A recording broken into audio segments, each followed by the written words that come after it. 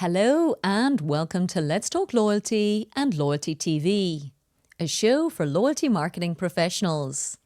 I'm Paula Thomas, the founder and CEO of Let's Talk Loyalty and Loyalty TV, where we feature insightful conversations with loyalty professionals from the world's leading brands. Today's episode is hosted by Charlie Hills, Chief Strategy Officer of Mando Connect, a UK-based agency that uses smart data to create brilliant partnerships and rewards that really work. Enjoy. Hello and welcome to this episode of Let's Talk Loyalty. As Paula mentioned, I'm Charlie Hills, the Chief Strategy Officer for Mando Connect. In this episode, I'm delighted to interview Andy Chalcroft, the Vice President, Head of North American Co-Brand and Global Centre of Excellence for Visa. Andy leads the co-brand program development across the US and Canada and also supports globally. He helps in-market, regional and global teams develop world-leading co-brands and partnerships for Visa clients, focusing on every aspect from new business development to existing portfolio enhancement. Andy brings a deep experience of co-brand, cards, loyalty and banking, having led the Visa co-brand partnership development function in the Asia-Pacific region before relocating to North America. Today, we're going to be all learning about his favorite books, his favorite loyalty programs, highlights and key learnings from the programs and co-brands he's worked on, and of course, all about co-brand and the world of Visa. I hope you really enjoy our conversation today. So hi, Andy. Welcome to Let's Talk Loyalty. We're delighted to have you on the show today. Hey, Charlie, great to be here. And thank you so much for having me. Very excited for the conversation. Oh, it should be a really good one, I think. And hopefully it's going to be fairly new topic for lots of our listeners. And with a brand like Visa, I'm sure we've got hundreds of people kind of tuned in to find out all about it. But before we get into the detail of your brilliant day job and everything that you do, I wanted to open up with the same sort of question that we ask all our guests now, actually, which is to tell us about one of your favorite books: life, leadership, loyalty, business. We've had everything from poetry right the way through to kind of loyalty textbooks. So what's your favorite and why? Great question to start with, and a difficult one to answer because there's so many great books on life, leadership, loyalty. I guess so for me, there's one book that truly stands out, and the reason it stands out for me, I guess, is twofold.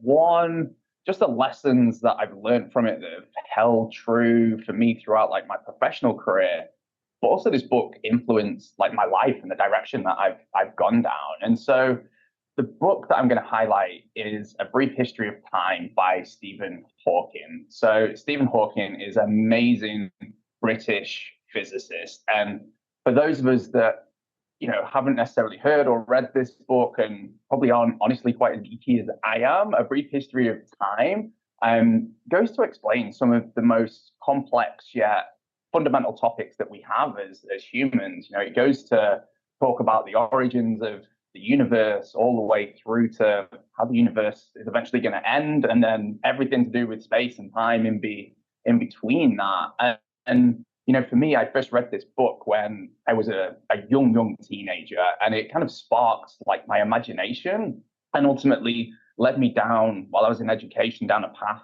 of physics and astrophysics. And that was my degree. And it was this book that kind of sparked me in that direction.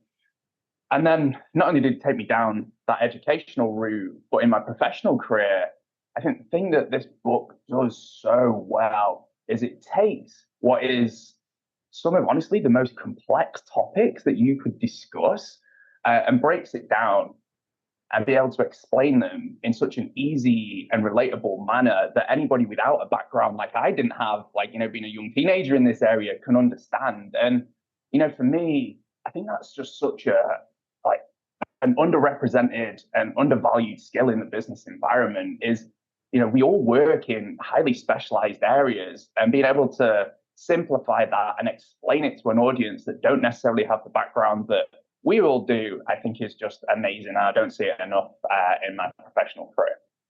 That is an Awesome recommendation. And I also read that book probably about the same time, actually, and I loved it. And I'm really looking forward to it now because I've got two boys who are early teens and I've introduced them to the idea of it. So we've watched the movie, The Theory of Everything. And now, Okay. obviously, we've watched Yep. Big Bang Amazing. Theory as a family, which everybody loves. And of course, Stephen Hawking is such a huge character in that. So, yeah, I might try, actually. You've reminded me. I must try and get my 14-year-old to read it. My 13-year-old, I can just about get to pick up a comic. So I think I've got to be realistic in my expectations there. But yeah, it is. That's an amazing book. And lovely that it's got that personal and professional angle as well. So many people have actually come on and answered that same question in the same way. And that's lovely because I think when I first started asking the question, I thought they'd be more like, the professional sort of loyalty books, but it's been great to Yep. get that kind of breadth. We're building like a really cool kind of book club recommendation. So that's a great start.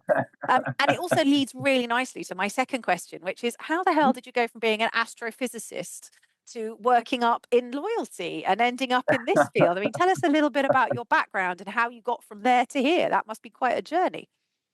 Sure. Before I get into that, if your boys need any help in that background, I'm here. You've got my details. Happy to Thank speak to them you. at any point as Excellent. They well. will love that.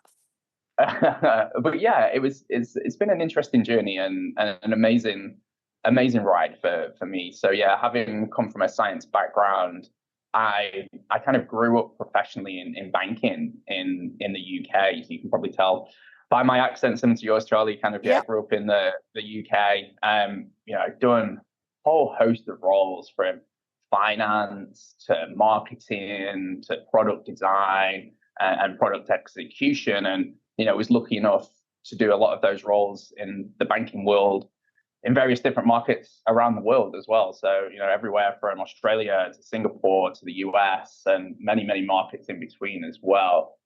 But there was a kind of common thread that really energized me, no matter the role and the direction I was taking my career in. And that was kind of the analytics side of the finance world. And working in the banking environment, looking for that data rich environment, honestly, the area that goes deepest into that is kind of the cards and payments world. What excites me is not only analyzing data, but using it to kind of predict future behavior and then build campaigns, whatever it may be, off that to kind of capture that engagement. And so moving into the cards and payments world, eventually ended up running end-to-end cards businesses, various banks around the world. And whenever you move into the card space, cards and loyalty are just so entwined together, like they're hand in glove. You can't have one without the other.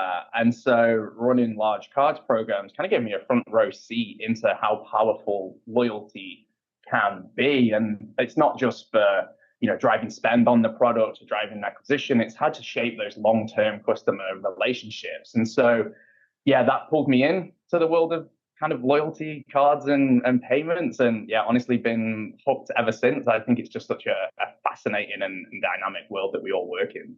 That's really cool. I wonder if you can explain it as simply as Stephen Hawking does as well. Big kind of complex data sets distilled into like really kind of compelling stories. That's a challenge for you for the rest of the podcast. What about your current Okay. role now? Because obviously you've got quite a big job at the moment. What does that look like? What do you look after? And how do you balance that sort of market lead with the global kind of support that you do as well? Yeah, no, for sure. So yeah, at the moment, I'm very lucky in the fact that I lead our co-brand business for Visa in North America and our global center of excellence for co-brand. And so, its core, my role is all about building strategic partnerships that drive long-term value, not only for our partners, but for our partners' customers, through helping think through how do we build new compelling programs to bring to market, all the way through to optimizing the performance of our existing programs and partnerships. I've been working in the cards and loyalty space for quite a while now, and it really started when I was running cards programs. That's where I saw how closely, cards payments is linked with loyalty. And again, as we were talking about before, to be successful in this space, you need to have a deep understanding of the customers and what they're looking for. How can we drive engagement? How can we drive that brand connection? And through my career at Visa, I've been lucky enough to work with some incredible companies, incredible brands across every industry segment in every market around the world, thinking how to evolve their loyalty strategy, unlock their loyalty strategies, and like I said, like bring to market new co-brand programs that are going to help drive the loyalty strategy. I mean, it seems crazy to ask you because you work for Visa, one of the world's biggest brands. But what have been some of your biggest achievements? You're going to name drop now. I know you are. Like, oh yeah, we did this with this mega brand and this with this mega brand, and go for it. You're a shame-free environment. We want to hear about it. What are some of the biggest achievements that you've done? It's a moment, show off, shine. Can you let me have three? I can let you have three. Yeah. Yeah. Okay, fair enough. Thank you. I appreciate that. So, I guess first of all, having worked, for a number of large companies, now currently working for Visa, and worked, in many different markets, that's meant that I've come across some amazingly talented people that I've either worked with or had the pleasure of like leading as well in some instances. And I'd say one of the biggest achievements for me is honestly seeing where those people have gone and how they've developed their career. Just being able to like help people get to where they want to get to has been amazing. And some of those people that I've had the pleasure of working with are now running large card or loyalty programs in different parts of the world. And so, I would say that the first thing is just we work in such a great people industry, and seeing how people grow and evolve has been amazing. And being able to play even a small part in that journey is absolutely phenomenal. So maybe not quite name dropping like you were looking for, but it's certainly something lovely. that that's a great number one. What's number two? Okay. Yeah, number two, I think it comes back to the previous question when you're asking about my role at Visa. So I've worked at Visa for 7 years, and as I mentioned, a large part of my role is helping partners think through how to bring the best product for their customers to market, and just seeing how those products have hit the market, come live, and they're growing at accelerated rates is just an amazing sense of achievement. When you see, maybe I'll give you a better example. Actually, when you're out for dinner with a group of friends and you're splitting the bill at the end of dinner, and someone pulls out their co-branded card to pay that I had a role in helping bring to market, that for me is amazing and gives me a huge sense of achievement when sat around that dinner table. So helping a whole host of partners around the world from a Visa perspective launch products. So that's, I'd say, number two. And number three, I promise I will give you a specific example because I know you told me to name drop a little bit as well. So the third one, earlier on in my career, I was working for a bank in Australia, so National Australia Bank. And at the time, NAB, as it's known as, didn't have a loyalty program. They're the only major bank that didn't have their own rewards or loyalty program. And so I was lucky enough with an amazing team to go into the project to build the strategy and then ultimately bring to market the rewards program. It's so frequent so unfrequent in the loyalty space that you get the opportunity in a matured business to build a brand new program. Like, it just doesn't happen that often. Like, most of us are all looking at how can we optimize like our existing programs or build off that program. And so having that chance was amazing. And equally, we also had the opportunity to look at the market and understand what all the other loyalty programs were doing in the market and how could we take that for the bank at the time. And something we were very proud of is all the other bank loyalty programs were mainly centered around like the credit card business, to be honest. What we did was take a full enterprise view and see how we could leverage it for all of our customers interacting with the bank. And so, just an amazing experience to kind of go from the design, the strategy, the build, and then the implementation, and then the ongoing kind of optimization of the program. Just such a phenomenal part of my career. I think it's going to lead very nicely onto my next question as well, because the privilege of being agency side is we get to build a lot of programs at Mando, and we get to go on that journey. So we're very aware of the highs, which is very cool, but we are also very aware of the big challenges that face. And I wonder if that might be linked to your answer to my next question, which is what are some of the biggest challenges you faced in your career, and kind of, how have you overcome those? Super interesting question. I guess I would say that the biggest challenge is one that I actually face every day, and I'll face it today. And that's just trying to keep pace with everything that's happening in our area, thinking ahead of what is a hugely changing environment with loyalty and cards and payments. Every day there's a new piece of technology like changing our area, or there's a new entrant into the market, be it a new issuer or a new brand trying to move into the loyalty space. And so competition is fierce. And so, thinking how to stay ahead and, be able to bring relevancy to our partners is a constant challenge. Couple that with the rapid kind of shifting consumer expectations that we're all experiencing, it makes it even more of a challenge. And it's something that I love and constantly push myself to stay ahead of. And thinking about kind of techniques that I deploy, I guess is what your question was, Charlie, about this as well. I would say there's three areas I would focus on to stay ahead of this. The first is self-education, staying informed. So working for Visa, I'm very lucky that we have an amazing mix of internal data that allow me to look at consumer trends and see where it's going to make sure that we're, thinking in the right way for our partners.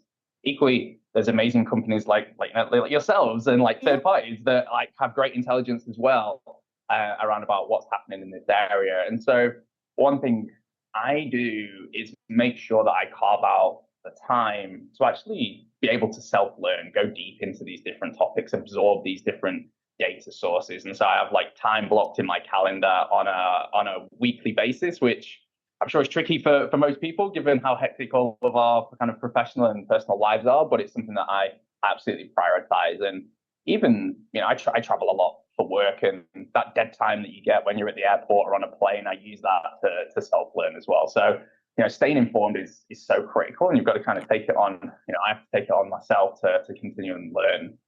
The second piece, I would say, I would frame it as staying connected.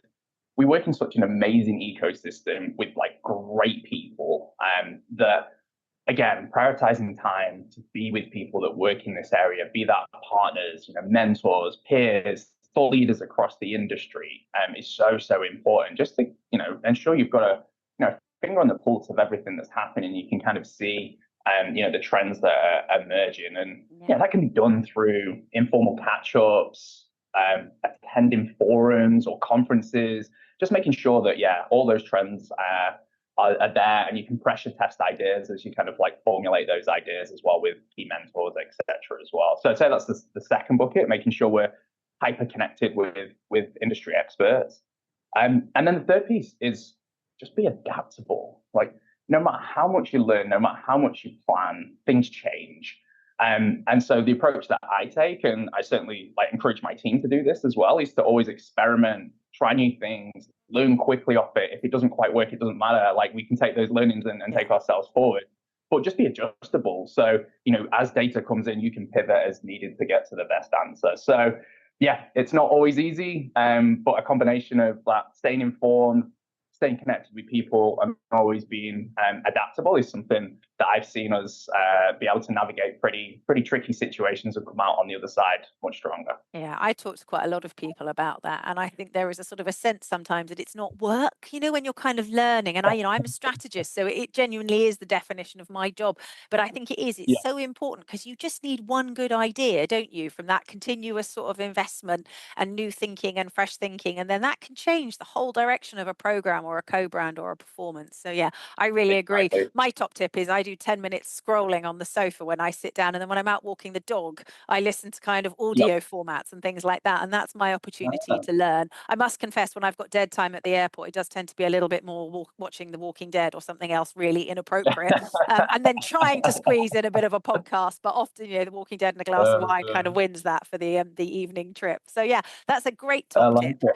It probably brings us on quite nicely as well, because obviously quite a lot of us understand the world of co-brand and understand what that is and how it works. But I'm guessing there's probably a proportion of our audience who are like, what the hell are you talking about? So it would be really, really great to get a sort of a basic 101 guide to what is co-brand, and so that everybody's got a kind of grounding, and then we'll get into some more of those examples and how Visa does it. But what do you mean when you talk about co-brand? Yeah, we should have maybe probably started with this question to make sure we level set everybody. But it's a great question because, like, working in here, like, you assume certain things. But yeah, let me give you a technical answer to that question. Co-brand at its simplest is a payment vehicle, a payment tool that's directly tied to a brand's loyalty program. So when you use it, you're not just making a purchase anymore. You're earning rewards, unlocking perks, deepening the relationship with the brand on the co-brand.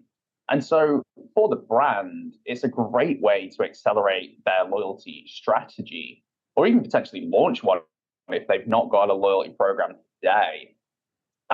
What makes co-brand truly unique is that it's a partnership. It's a three-way partnership.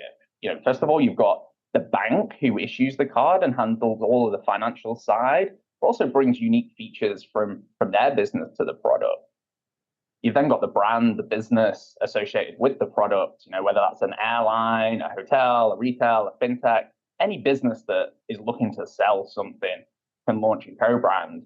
And they bring the customer base, the emotional connection, and often the loyalty program to the product. And then thirdly, you have the payment network. Ideally Visa, I would say, but we provide the infrastructure, of course. Yeah, we provide the infrastructure that allows the payment to move around the world almost instantly. We bring innovation to help the partners bring it to market and build the product and get it to market quicker, and can even offer like global reach to make sure we're thinking about everything in the right way. And so co-brand at its core is this beautifully unique, innovative product that brings the best of these parties together. And the way that I often describe co-brand in a sense of loyalty is it's the fuel on the fire of a loyalty program because it drives engagement, spend, long-term customer value, because now as a loyalty program, you get your brand not only associated when a customer is spending in your ecosystem, but your brand is now front and present anytime that customer uses your payment product to make a transaction outside of your ecosystem. And again, that fuel on the fire concept is kind of backed up in the data that we see, because when you look at programs around the world, 50+% of all the points coming into a loyalty program are attributable to the co-brand itself. And that can be even much higher than 50%. It was super interesting during COVID, and we looked at the airlines in the US. Obviously, we weren't traveling, planes weren't flying. And so if you're running one of those big travel loyalty programs, the only way that customers were earning and engaging into your program was through the co-brand. And so the majority of the points during COVID were actually through the co-brand rather than people being on a plane. It became the lifeblood, a lot of those programs, didn't it, during that period? Yeah. It kept a lot of them kind of head above water, actually. I remember looking at it as well. And what about sort of Visa's partners? What are they looking for in the co-brand? You've talked about that at a sort of a high level, but, what is the value that it delivers, specifically to those partners? What are they after? Yep. So co-brand at its core is a great example of a win-win partnership. When we align the strategic priorities of all the parties involved in co-brand, that's where true success comes from. And it's quite rare in the world that we work in where we're trying to forage those win-win kind of situations. And if we can get everybody rowing in the same direction, that's truly where the magic and the performance happens behind co-brand. And there's a number of key strategic reasons that partners would want to launch a co-brand product and what it can mean for their business. So if we think about the brand, the company who launched the co-brand, what are they looking for? What can they get from a co-brand? Well, the first is much deeper and stronger customer engagement. So as we talked about with some of the stats and what the co-brand can do about bringing the brand out of just the individual in-store, for want of a better description, usage to the broader customer life cycle, we can get much deeper engagement through that customer by being part of all of their lives whenever they're spending. And that just offers the ability to offer a much deeper emotional connection with that customer. Yeah. And because of the construct of the product, can also allow us to offer the highest level of rewards that we can offer to any customer. And so it allows us to go a lot deeper with our most valued customers and is a huge retention tool for our customers. The second piece that the branded partners often look for in a big strategic unlock is just the wealth of data that can come off a co-brand product. You know, when we're running the loyalty program, we have such great data about the demographics of our customers, you know, the spending behavior or the engagement behavior within our brand. But again, the co-brand allows us then to see data about what is that customer doing in the rest of their life cycle. And so we can then take that data back into our organization and just enhance all of our marketing activities because we better understand who that customer is and where they're up to in their life cycle. So data is the second big piece. The third is co-brand can offer a diversified revenue stream. Again, because we're not just earning from when the customer's interacting with us as a company, but we're now broadening that across everyday use categories. That means that we're getting incentivized for that. And it's a big unlock for growth of any program to diversify that revenue stream. So that's where, you know, our branded partners are really looking to the value of co-brand. It's not necessarily the individual revenue I can take off the co-brand, it's the influence and the ability and insights that I can get about my customer base. It's a real breadth of influence as well, isn't it? You've talked about everything there from emotional connection through to actually kind of incremental revenue generation. So it's really nice, as you say, if you can unlock that mutual benefit, then that's quite a killer opportunity for lots of brands and programs everywhere. How does it specifically sort of interact with loyalty programs? Because obviously that a lot of our audience are probably sitting here going, oh, I'm running a program. I wonder if I could do this. And then how does Visa play into that space? What does that look like? So thinking about those stats that we heard before about, you know, just how big a piece of a loyalty program a co-brand can make up, it truly is like that fuel on the fire as we talked about. And so it plays a huge role in taking any loyalty program forward.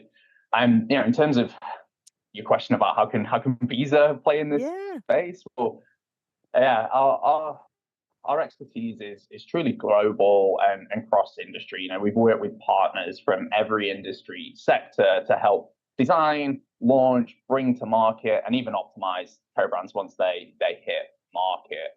Today, God, we've got over 800 partners live with a co-branded program on the Visa network. Yeah, so it's a huge part of the ecosystem. And you know, when I think closer to home from where I am at the moment in the US, 7 of the top 10 co-brands are on the Visa network.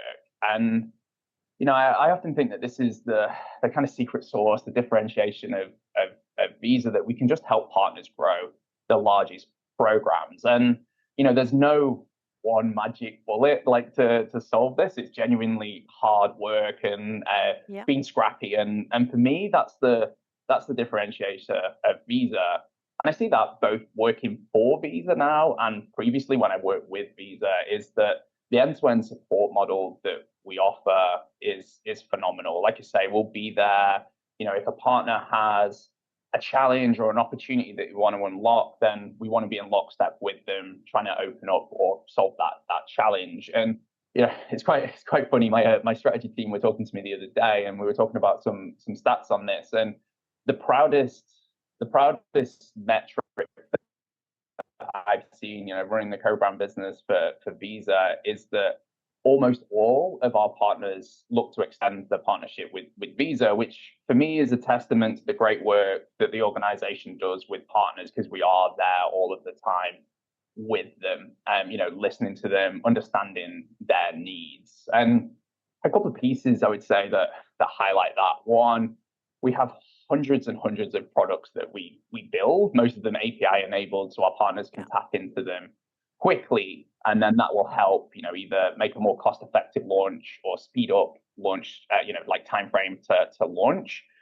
One big thing that we developed that a lot of partners are tapping into at the moment is instant issuance of a product. So I'm not sure if you remember, Charlie, but certainly when I was younger, like you used to apply for a credit card, it would take 7 to 10 business days to come in the post. Yes, And remember that that well. sofa, the TV you wanted to buy, you were like, oh, kind of don't bother with that anymore. I kind of got over that kind of purchasing piece.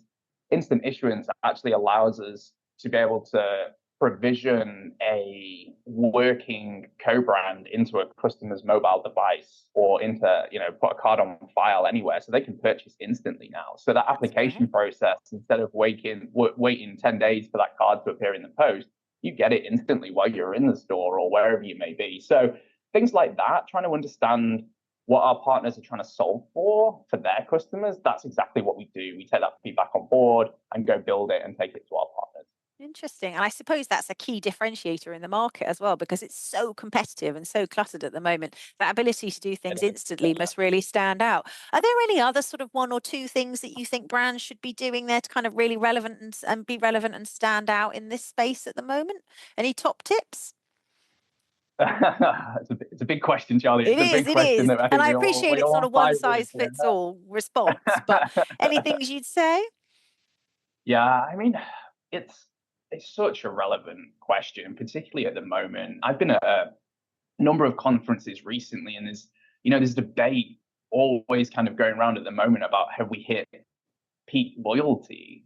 Like the average consumer is engaged in more loyalty programs than they've ever been before, which kind of creates real risk of loyalty fatigue for us all. And so if every program looks and feels the same, then customers are going to start to disengage. So your question about how do we stand out, I think is highly relevant at the moment, more so than it's ever been. I'd say there's two pieces, and I wouldn't say these pieces are revolutionary or we've never thought about them before, but I think the execution of them is so important now in this marketplace. The first is all around personalization. Like if you look at stats, personalization used to be a nice to have. Like customers were like, oh, cool, kind of, yeah, okay, you get me. That's good. That's just no longer the truth. If you look at any research or talk to customers, like personalization is an absolute expectation. If we serve an offer or a product, a service to a customer that's not relevant to them, they're going to disengage and move into one of the other programs that they have in their program.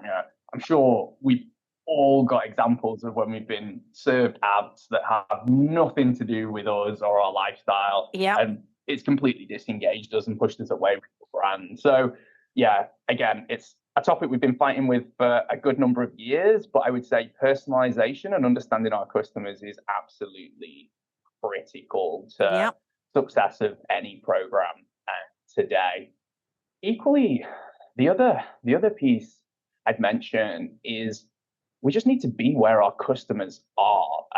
For a good while, we've focused in on optimizing the experience in the channels that we control that are within our business, and that's still important. But our customers and us as individuals just lead increasingly complex lives, and so you mentioned before that you may be on Netflix or scrolling through social media when you're on a plane. Well, that's where our customers are. That's where we need to be as well to bring in our messages. So thinking broadly about where we need to meet our customers where they are is important. I'm now wondering how you'd get co-brand into a Walking Dead storyline. Oh, okay. Let me think about that. I'll come back to you on that. Could be an interesting value proposition we could design on that one. Yeah, but thinking about this meeting where our customers are, this is going to change dramatically in the not too distant future. And a large driving force behind that is kind of the rise of AI and the agents that we all use now to help us in our daily lives, like ChatGPT or M365 or whichever agent you use. Is going to transform how customers do commerce and how they purchase things. The best example I can give you of this is think about, you're booking your annual holiday for you and the family. It's quite a time-consuming exercise because typically people would go online, they'd research about a destination to go to, they'll find a destination, you've then got to find a hotel, you've got to find flights. Not only that, you're looking across multiple sites potentially starting on an online travel aggregator, going through to individual hotel or airline sites looking for the best deal. Once you've done all of that, you're then looking for like trips while you're there, restaurant reservations while you're there, maybe like trips or excursions. Like it takes a long time to build that trip. Through some of these agents, what we're seeing is an area called agentic commerce come to the fore. And what will happen here now, think about that experience, but think about the experience when you could jump onto, any one of those agents, ChatGPT, etc., Yeah. and you could just simply type in, find me holiday destination that's luxurious within a 5-hour flight under this price point and book meals every other night for me. And it will go away and do all that and bring it back for you. And so that amazing experience is not far from being deployed. We will see it in the next 6 to 12 months. And so, that's a huge opportunity, but also a threat for us that work in the loyalty space. Because if consumers are moving to this model to do commerce, how do we get our message, our program involved in that experience? And so, again, from a Visa perspective, we're heavily involved in this and helping partners think through it. But it's so important we stay ahead of all these trends of where our consumers are going.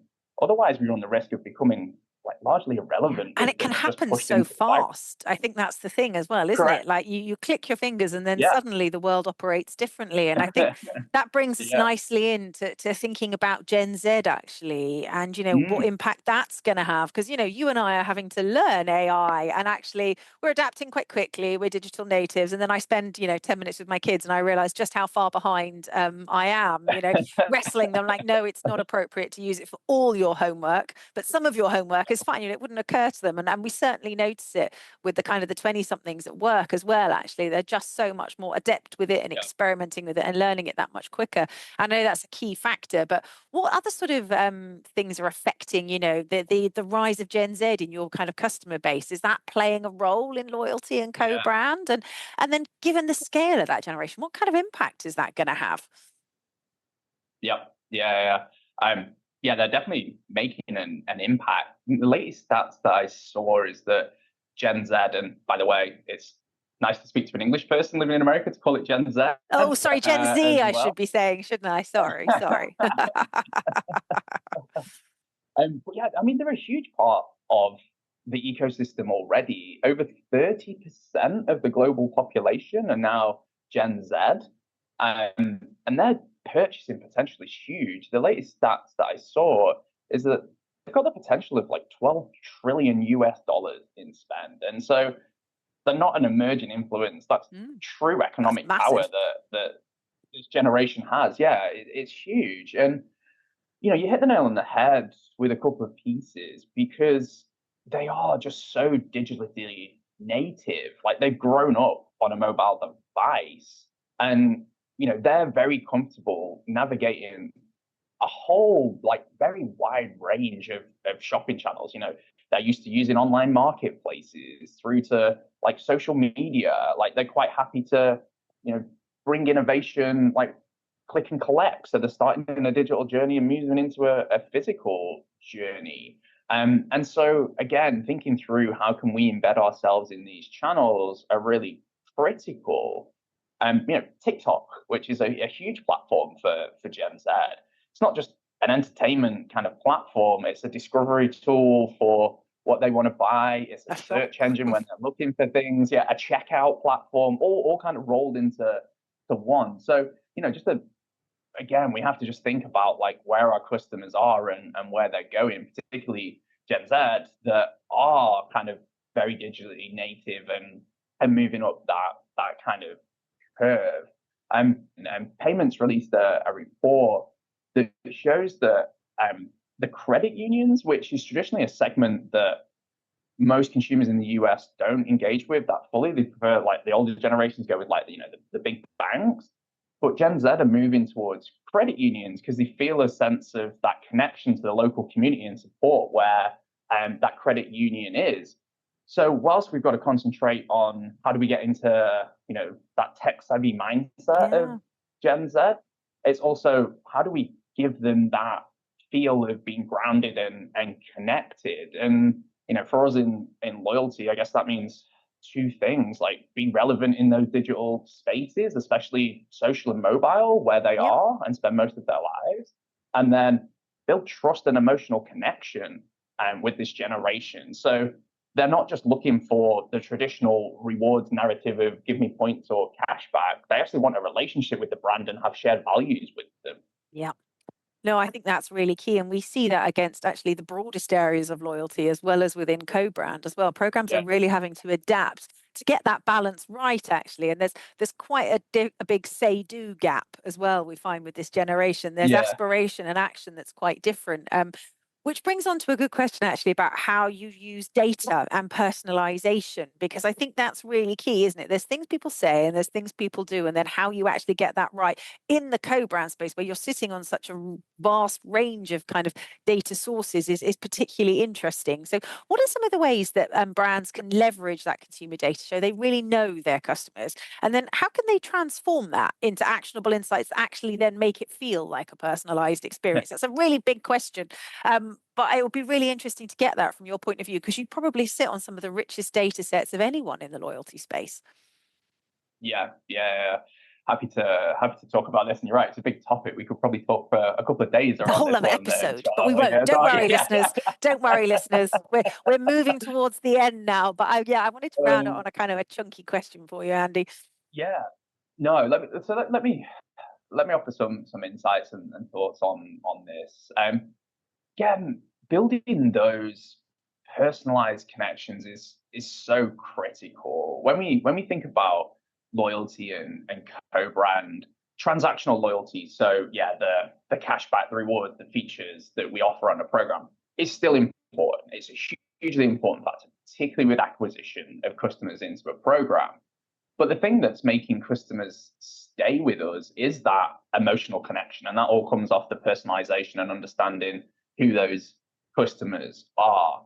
I saw some recent survey stats that looked at customers and talked to them about the kind of like personalized interactions they were getting. And over 70% of customers now fully expect personalized interactions. Yeah. So as we talked about before, it's not a nice to have, it's a must have, and customers are expecting it.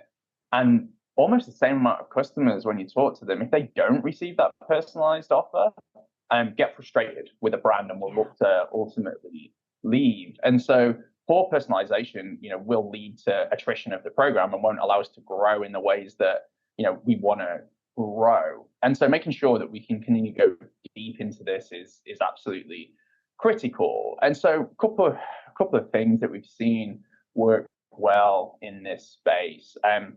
The first is, again, for a good while, we've always been talking about like segmentation and even like micro segmentation to understand the different customer groups that we've got.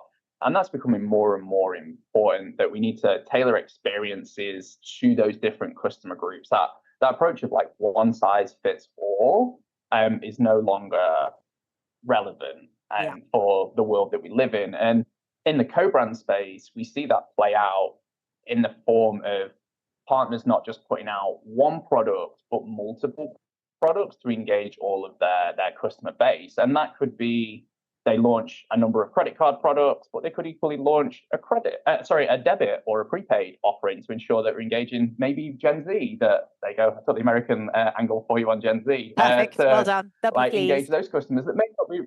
Yeah, thank you. That may not be quite ready for credit yet, but we want to get them into our loyalty program.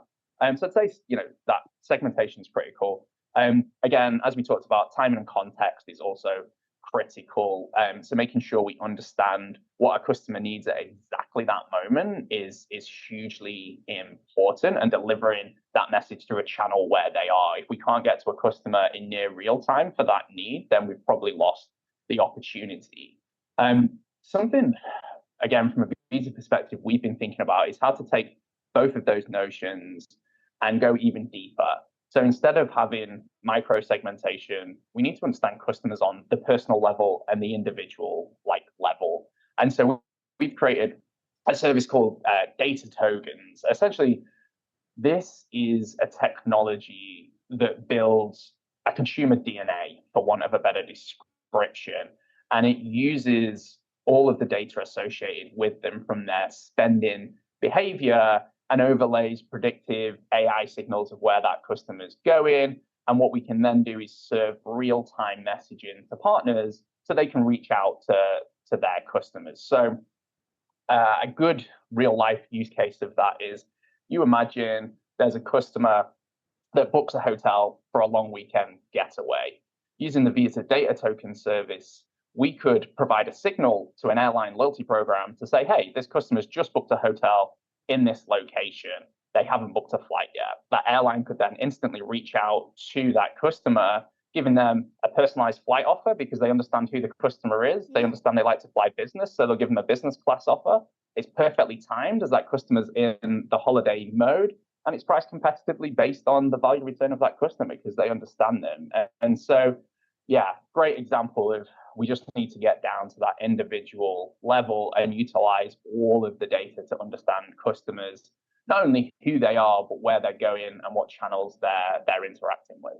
And then I think what I really like in that story as well is there is obviously a commercial component to it, but actually that's a really good experience for the customer because they're getting a personalized, relevant offer in a way that they like to travel from an airline they like to travel on, that actually probably makes their weekend solution a lot better.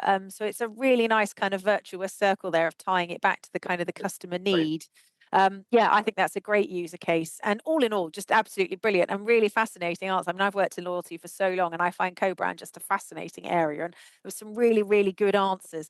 I'm sure, however, that all our listeners are going, oh, actually, or our watchers are going, oh, actually, I've got a ton more questions that I would love to ask. If they want to find out more, how could people reach out to you? What's the best way for them getting hold of you if they have got sort of follow-up questions and they'd like to learn more? Sure. So first of all, I would say if you're already a partner of Visa and you have an account executive, reach out to your account executive. They'll be happy to connect us or help with any follow-up that there may be or questions to answer. Equally, I'm on LinkedIn. Please feel free to reach out to me. I'm happy to connect. Yeah, my name's like Andy Chalcroft. Chalcroft's a fairly unusual name, so I'm pretty easy to find on LinkedIn.